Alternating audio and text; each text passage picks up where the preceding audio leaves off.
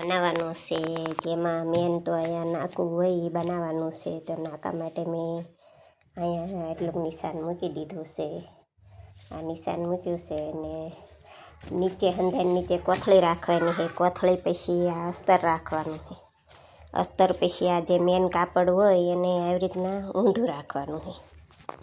આ રીતનું ઊંધું રાખશો તો ઉઠલાવવામાં હમું પડશે. આ રીતનું ઊંધું રાખી દેવાનું છે. જો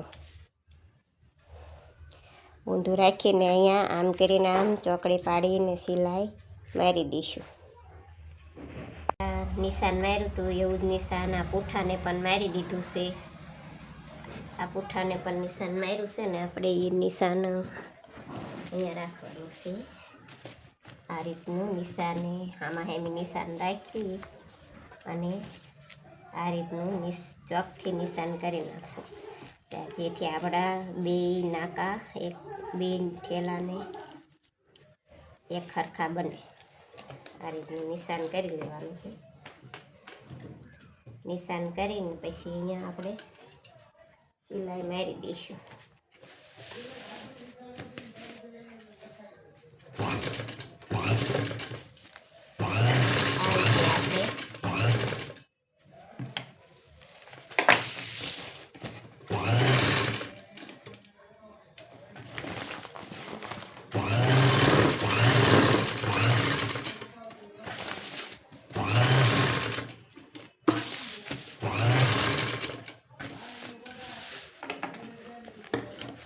આ રીતને આપણે સિલાઈ મારી દેવાની છે. હવે આને વચ્ચેથી આમ પકડીને વચ્ચે થોડોક કટ મારવાનો છે. કટ કરીને આ રીતને આ ખૂણે લગીને છે હાવ ખૂણામાં ઠેઠ કટ મારી દેવાનો છે. આ રીતને વધારાનો ખૂણો થોડોક કાપી નાખશું. ચારેય ખૂણા આ રીતના આપણે કાપી નાખશું.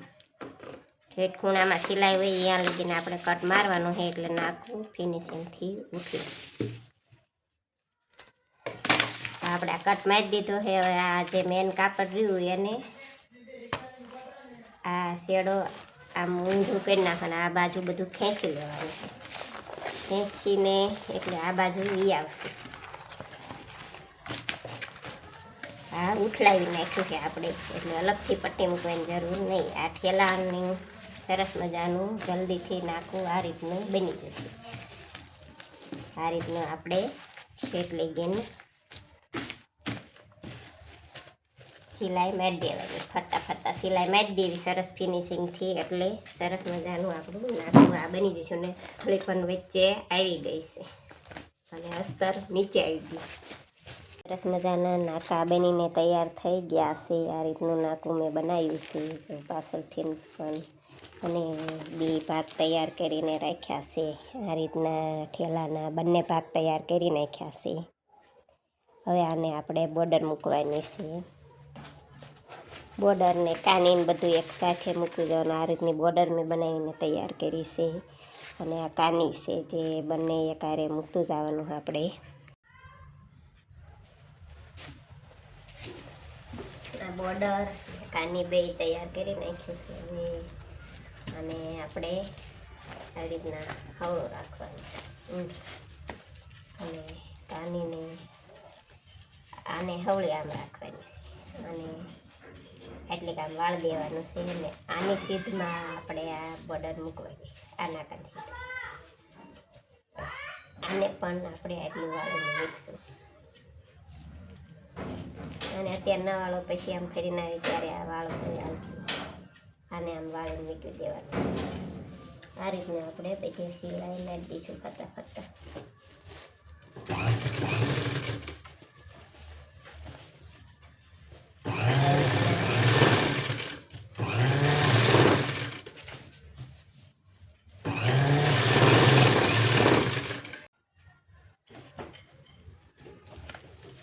આ રીતનું જ્યાં ખૂણો આવે, આ જે ખૂણો છે ખૂણો આવે ત્યાં અહીંયા આ બોર્ડર રહે એને આ રીતની સેજ કટ મારી દેવાનું. ખૂણાને સેજ કટ મારશું એટલે આમ ફેરવવામાં અમુક પડે. કટ મારેલું છે તો બોર્ડર હેઠી લાગશે.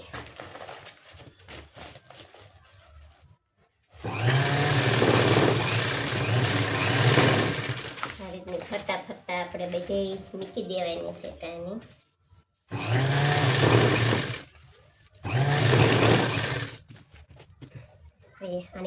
આને કાપવાની આને નથી કાપવાની આપણે આ બોર્ડરને કાપી નાખશું અને આને સેદામ વાળીને અને આની ચીજમાં મૂકવાની એટલે અહીંથી આ રીતના નીકળે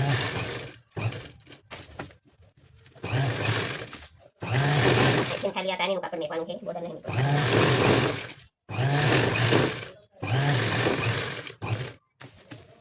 આને સેદામ વાળી લેવાનું છે ત્યારે અને પછી ઉપરથી નાખી મૂકી દેવાનું હવે આને કટિંગ કરીશ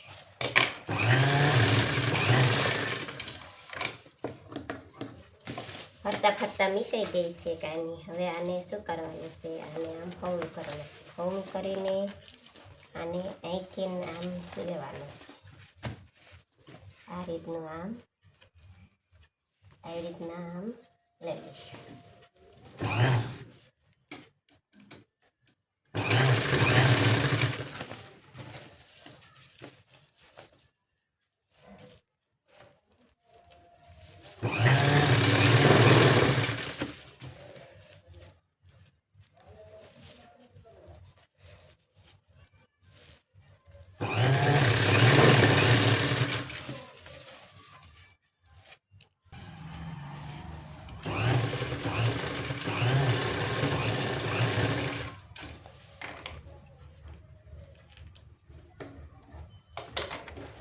થેલાનો આપણો એક ભાગ તૈયાર થઈ ગયો છે જો સરસ મજાનો હવે આને આ સ્પીડની છે તો હવે આને છે ને બીજી બોર્ડર આપણે નથી લગાવવાની અને ઠેલાને કાની ફટાફટા લગાડી દીધી છે હવે આપણે છે તે ઠેલાનો જે બીજો ભાગ છે એને આ રીતનો મૂકી દેવાનો છે અને આ જે બોર્ડર છે એને આ રીતની આમ ઊંધી મૂકીને અહીંથી આપણે જો આ રીતની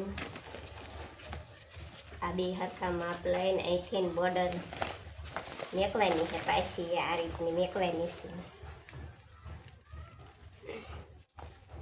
ને આને પણ આ રીતની આમ કાની મૂકતું જવાનું છે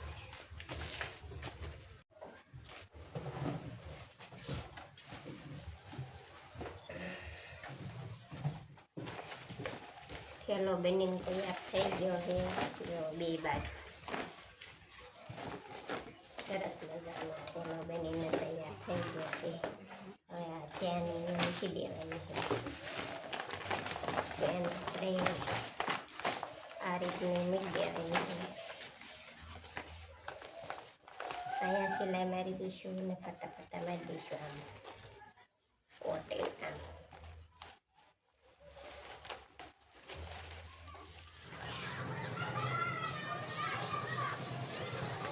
થેલો આપણો બનીને તૈયાર થઈ ગયો છે સરસ મજાનો ગુલાબી કલરનો થેલો બનાવી નાખ્યો છે ને કાની પણ સરસ મૂકી દીધી છે ચેન પણ મૂકી દીધી છે એવા બીજો પણ એવો થેલો બનાવ્યો છે સરસ મજાનો થેલો બનાવીને તૈયાર કર્યો